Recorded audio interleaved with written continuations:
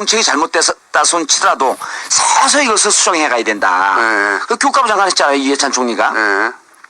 그런데 이제 그때 당시에 이주호 장관이 그 박세일 사단에 있었는데 교육개혁 정책을 만드는데 이 양반이 교육학이 전공이 아니에요. 노동경제학인가 그래요. 경제학자예요, 경제학자. 그러니까 경제학자 눈으로 교육이 보일 수밖에 없는 거죠. 근데 경제학자가 왜 교육을 했냐?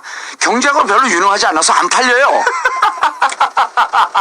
아니, 대학에서 경제학으로 뭐 이렇게 강의를 나갈 여력이 안 되니까 국회의원 비례로 돼갖고 이게 왜냐하면 왜 지금 정몽주 저는 이렇게 열을 받는지 아십니까? 국회의원 할 때 서로 맞은편에 싸웠거든요. 맨날 싸웠는데요. 도대체 논리가 됩니까? 말빨이 됩니까? 그렇다고 그 양반은 그때는 라이벌이었는데 라이벌이 아니었죠. 그 양반은 장난되고 자기는 백수야. 아니 그때 보세요. 저하고 카운터 파트너에 있던 분들이 누구냐면 진수희 복지부 장관 토론에서 정봉준하고 한나라당에서 그 방송국에서 섭외하기가 힘들어요. 정봉주 딱 내놓으면 아무도 안 나온대. 이주호 피하지, 진수희 피하지. 다 옛날 얘기죠. 그 양반들은 장관이고 저는 백수입니다. 아니, 그래서 대학이 등록금이 부족하거나 대학 운영에 차질을 빚고 그다음 대학이 좋아지는 게 국가 경쟁력의 근간이기 때문에 교육비를 계속 지원해 주는데 그게 200억이 아니에요. 수천억씩 해줘요.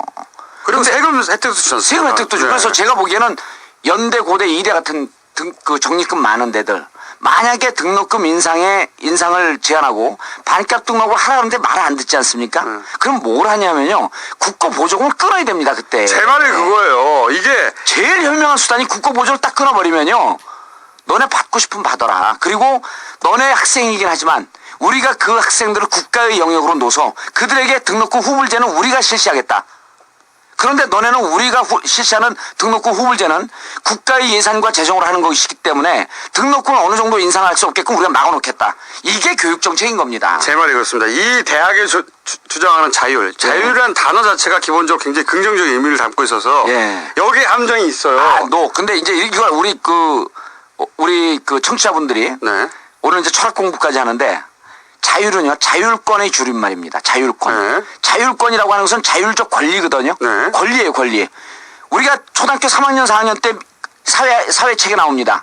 민주주의가 지탱되기 위해서는 권리가 1이면 의무가 1이다.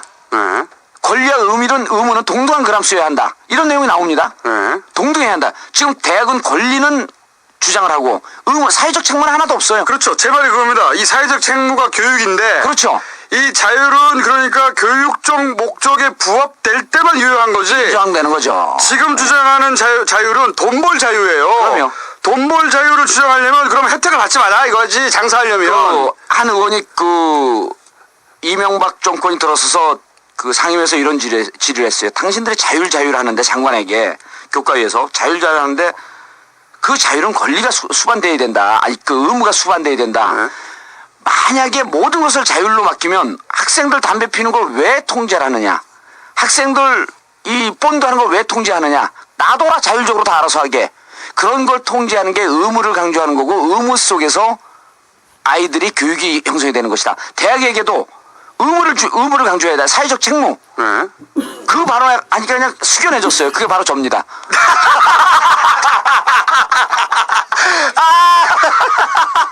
속았어. 이제 바로 얘기 안 해.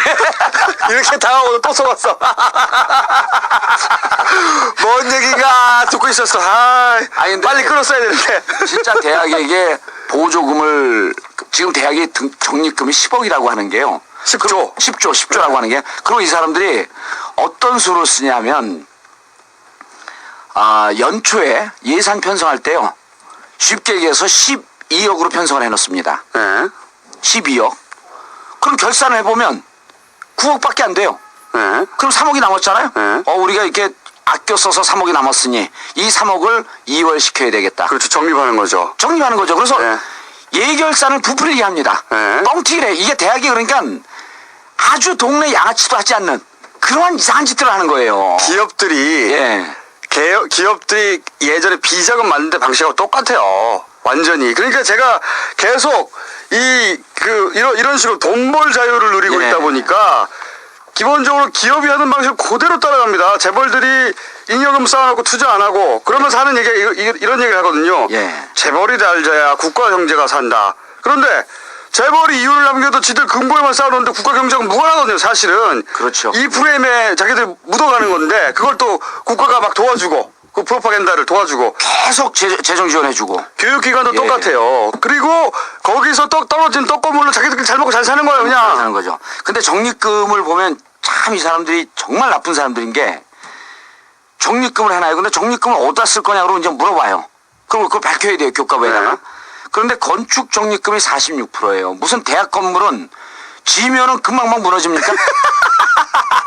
아, 적립금 중에 그 10조로 따지면 4조 6천억을 건설에 짓겠다고 적립을 해놓는 거예요. 그 보수하고 건물 보수하고. 보수하고. 그래서 그 사람들이 보수 집단인가 봐. 썰렁해 죽겠네. 그 다음에요. 연구 적립금은 9%밖에